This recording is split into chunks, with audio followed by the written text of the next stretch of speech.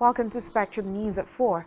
I am Rachel David White, coming to you live from Oyo, the capital city of Akwa Ibom State. Let's take a look at the headlines. President Tinubu praises President Sall for rejecting third term in office.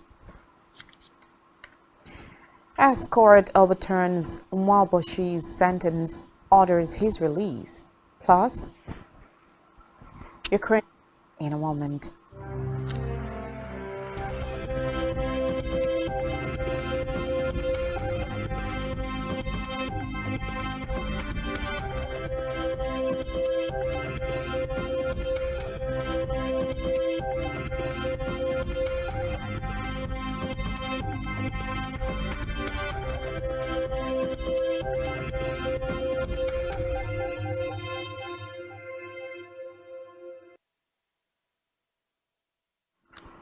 First in the news this afternoon is the report that President Bola Tinubu has commended the decision of Senegal President Communication and Strategy Dele Alake, revealed this in a statement today in Abuja. There had been protests in Senegal in the past few weeks following speculations about one of the most stable democratic governments in Nigeria.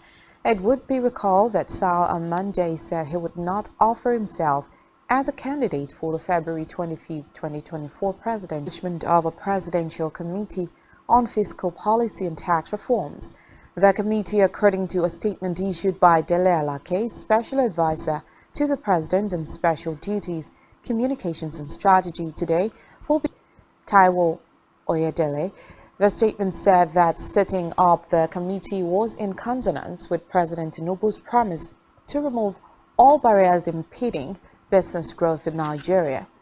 It explained that the committee will comprise experts from both the private and public coordination, harmonization of taxes, and revenue administration. Explaining further the importance of a sound fiscal policy environment and an effective taxation system for the functioning of the government and the economy. In the meantime, President Bola Tinubu read the president's letter seeking the confirmation of the appointment of the heads of security agencies. Recall that on July 19th, Tinubu removed all service chiefs in Nigeria and appointed new ones whom he directly promised to address the shortfalls in funding and equipment hindering the operational efficiency of the armed forces in Nigeria. He made the promise during the grand finale of the celebration of the 160th establishment of the Nigerian Army in Ibadan. The issues of inadequate equipment and insufficient funding, among other factors affecting the operational efficiency of the armed forces. The president urged the Nigerian Army to always be conducting operations. Implore all Nigerian Army personnel to remain resolute and be reminded that their sacrifices shall never be in vain. I further urge you all to always be guided by international. My administration sincerely appreciates recent efforts by other stakeholders. We are conscious of the security concerns of the citizenry. As such, I wish to reassure you of our resolve to defeat all threats to national security within a gas processing deal involving the Ministry of Finance, the Niger Delta Power Holding Company, Calabar Generation Company Limited, and Aku Gas Limited. According to the sponsor of the motion, Senator Nyekan Bassi, the gas supply agreement is a problem. The upper chamber urged the federal government to ensure due diligence in the preparation and execution of transaction agreements between investors to avoid the scenario the government is facing under the gas supply agreement with Aku Gas and several other entities. Meanwhile, the Senate has raised concerns over the alleged continuous loss of lives and property occasioned by gullies and floodwaters. It urged the National Emergency Management Agency. The resolution followed a motion sponsored by Senator Sita Izunaso from Imo West. Izunaso noted that gullies and floodwaters have become treacherous, leading to the loss of human lives and property worth over 4 billion naira and inflicted severe injuries. I thank my brother, Senator Benyon, For me, this road is very important, and for every Cross-Riverian, it's very important because it is a gateway from Cameroon to Nigeria. It leads Nigeria immediately after Oban, where you cannot even pass. The other end of it, which is the Cameroon, you have better roads than us, and yet we are giant of Africa. Mr. President, it's just a 60-kilometer road. And as I speak, even your four-wheel drive cannot pass through that road. So it is very important, and we should give it very serious attention. Thank you. So the distinguished senator, anytime we drive car cannot pass through. No, sir. So and it's been neglected for many years. For so many years, sir. Okay, I think we just go straight into the prayers because this is very straightforward. Prayer 1. Urge the Federal Ministry of Works and Housing to review the ongoing contract for the rehabilitation of the Calabar Urban Ekan Road awarded to Cetraco Nigeria Limited. Part of this prayer say aye. Those against say nay. The ayes have it. Moving now to the judiciary, where the Supreme Court has overturned the conviction and sentence of Peter Nwaboshi to 7 years imprisonment for offences of fraud and money laundering. The former senator representing Delta North was convicted by the Court of Appeal in Lagos on a 2-count charge of fraud and money laundering in a suit filed by the Economic and Financial Crimes Commission, AFCC, delivering judgment. The Apex Court ordered his immediate release from the Ikoyi prison in Lagos, where he is currently being held. In a lead judgment by Justice Emmanuel Ajim, the court held that Nwaboshi and his two companies, Golden Touch Construction Project Limited and Summing Electrical Limited, were unjustly prosecuted by the EFCC. In another development, Osun Governor Ademola Adeleke has nominated 2 former commissioners that served with ex-Governor Rob. Read out the names contained in a letter to the lawmakers by Governor Ademola Adeleke. The 2 members of Aregbeshola's cabinet that made the list are Kolapo Alimi, who served as Commissioner for Local Government and Chieftaincy Affairs, and B. Odunlade, who was Special Advisor and later Commissioner for Sport. Others nominated by Adeleke are Oladusu Babatunde, Prince Bayo Ogungbanbe, Sesan Ephraim Oyodele, Soji Ajegbe, Mashood Olagunju, George Alabi, Sunday Oroni, Abiodun Ojo, Bashiru Salami, Morufu Ayofe, Shola Ogunbile, Bumi Janyo. Back here at Akwa Ibom to appreciate the party on which platform he emerged governor of the state. The governor was accompanied by his wife, Pastor Patience Umoino, Secretary to the State. Akwa Ibom State Governor Pastor Umoino has formally appreciated the People's Democratic Party (PDP) for their support, which culminated to his success in the 2023 general election. Thank you is not enough to express his gratitude for their efforts during the electioneering period. Therefore, assured that his appreciation will be evident in his leadership style. He pledged to run an all-inclusive government and ensure that more life-touching projects are initiated and completed in the state. We thank all of you. We thank you for the privilege you have given to us this afternoon. We needed to come.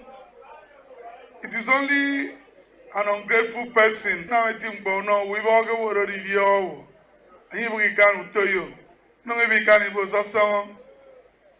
So we came here this afternoon to this party secretariat to say to the PDP in Akwa Ibom, thank you so much. Another party come on here.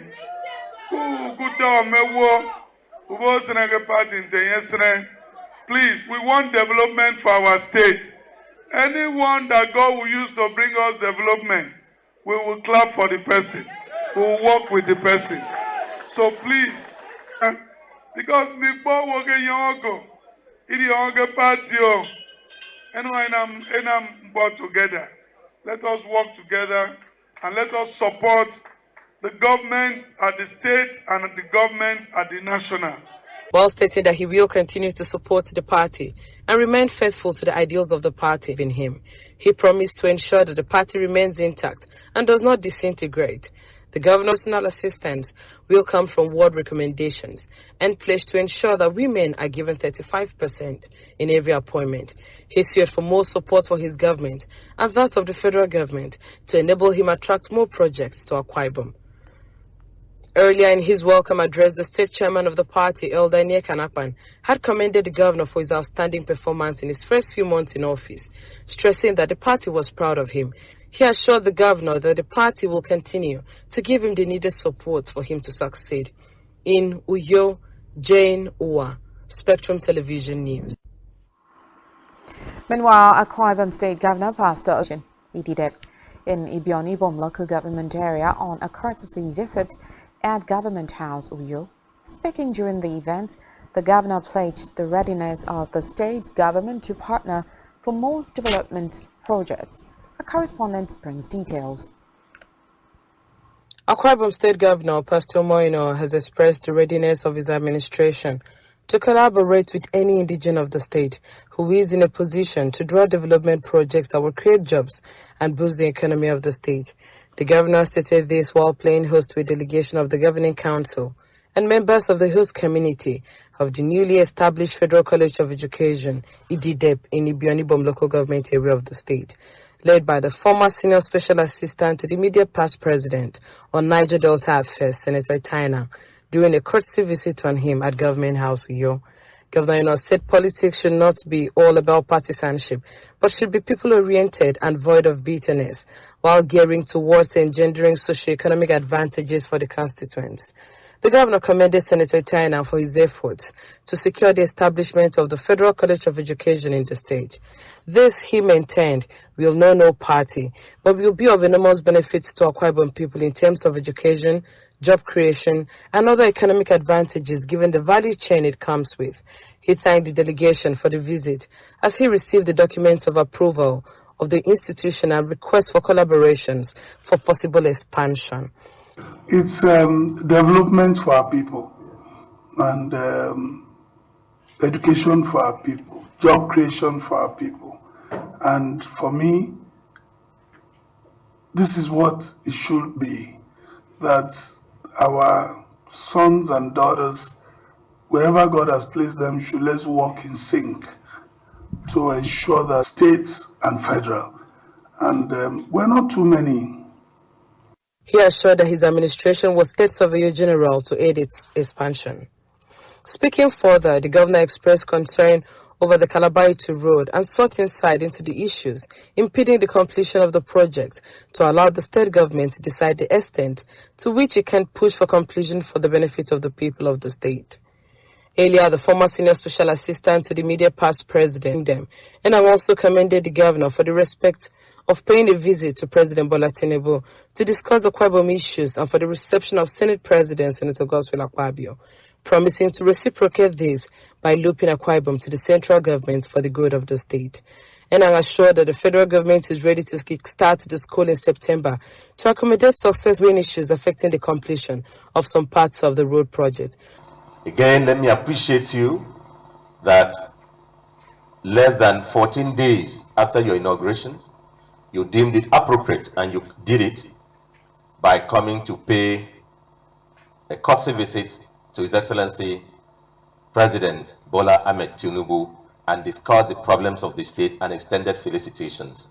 I appreciate that, we appreciate that, and we assure you that on our part, we shall reciprocate that by making sure we work closely with you to ensure that Akwa Ibom is taken to the federal level.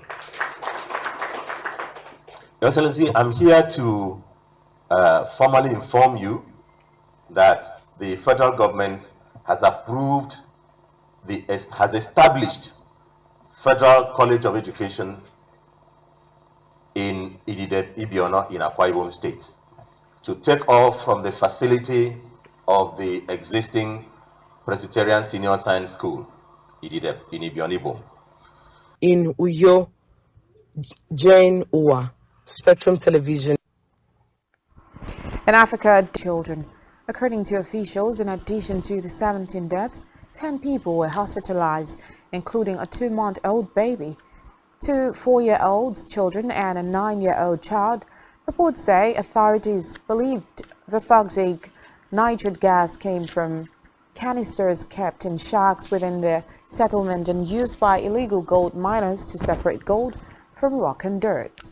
Recall that the deaths occurred on Wednesday in the informal settlement of Angelo in Bergsborg. In Africa, the Congolese President Felix Tshisekedi has said he is planning to sign a security agreement in South Africa as militants continue to occupy swathes of turbulent eastern Congo. Tshisekedi announced this in a news conference with South African President Cyril Ramaphosa in the capital of Kinshasa.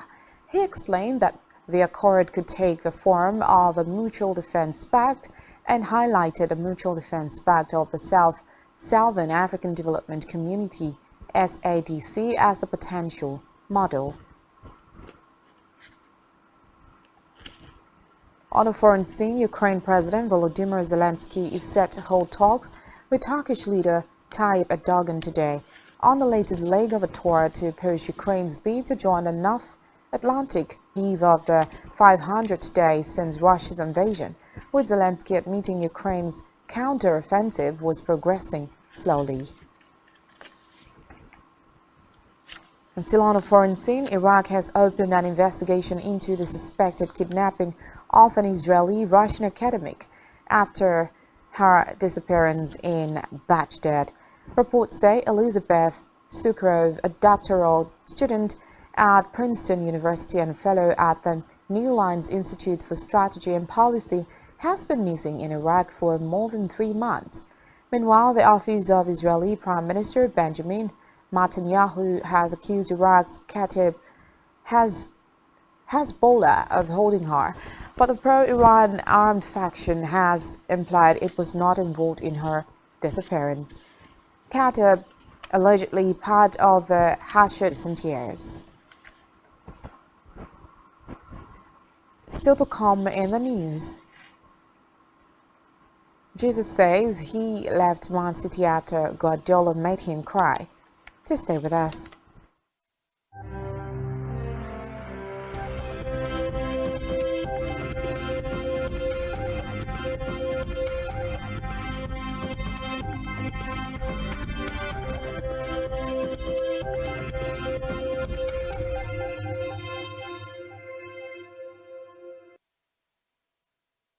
Welcome back and many thanks for staying with us.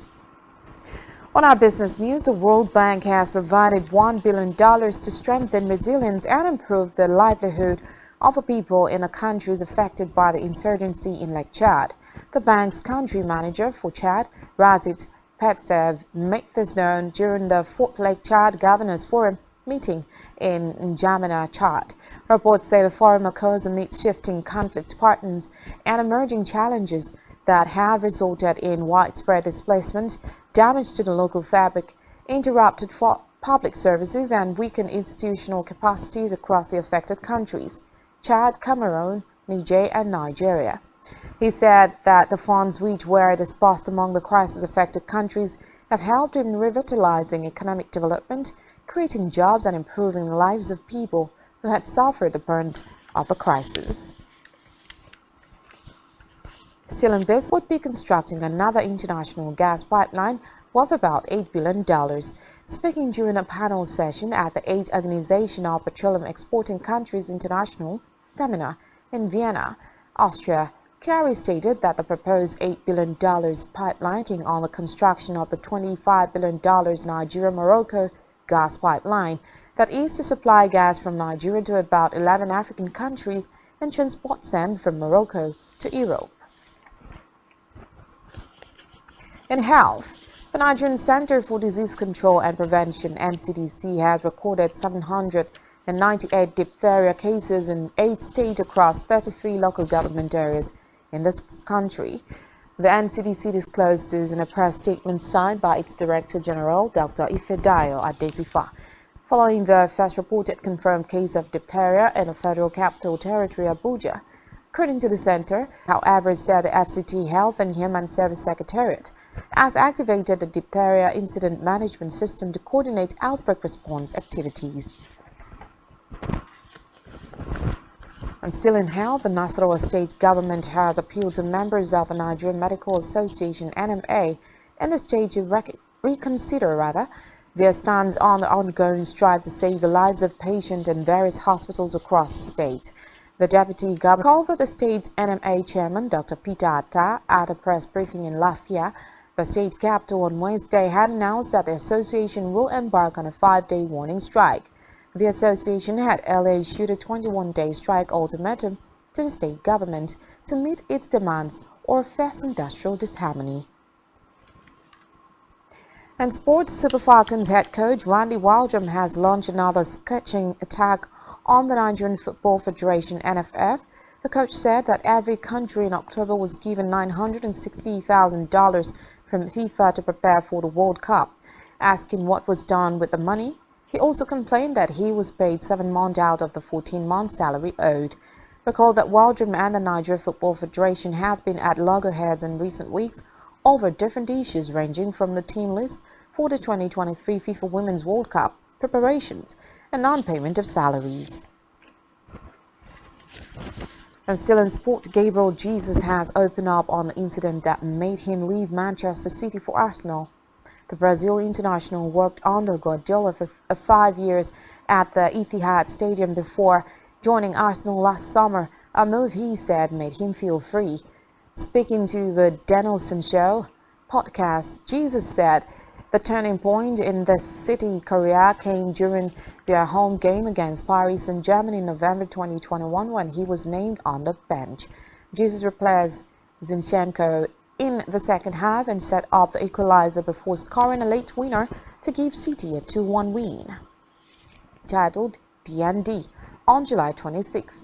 According to the singer, the acronym DND, which means Do Not Disturb, perfectly encapsulates of his debut album Hypertension, which reportedly amassed over 250 million global streams. Still on entertainment, Nigerian rapper and the winner of Big Brother Naija Lockdown Edition, Olamilekan, Maso, popularly known as Lekon, has released a soul promo album titled Bioba, meaning like a king. Reports say the album Bioba, which comes 2 years after the release of his debut album Shall We Begin, serves as a declaration of Lekan's self-belief in his potential. According to reports, the 12-track project is an intimate Oladapo.